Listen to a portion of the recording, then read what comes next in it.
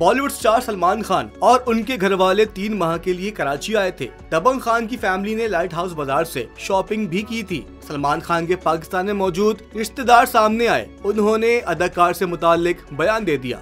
एक निजी चैनल ने बारी साहब नामी बुजुर्ग से इंटरव्यू लिया, जो पाकिस्तान में 1 साल के लिए डिप्टी स्पीकर भी रह चुके हैं। वो सामाजिक कामों के हवाले से भी खासे मशहूर हैं, जबकि वो कैमरून के कौंसल जनरल भी हैं। बारी साहब के बेटे नदीम ने मजीद तफसीलात फराहम करते हुए बताया कि 80 की दिहाई में सलमान खान, अरबाज खान और सोहेल खान कराची में उनके घर आए थे। यहाँ क़याम के दौरान अरबाज ने ट्रेल बाइक चलाने की जिद की, जो इनसे संभली नहीं और वो गिर गए, जिससे उनकी टांग में फ्रैक्चर हो गया और उसके बायस वो 3 माह तक यहीं रहे।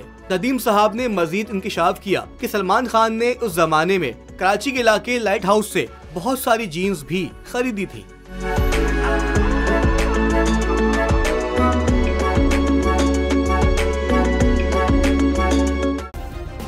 सब्सक्राइब करें और बेल दबाएं ताकि कोई खबर रह न जाए।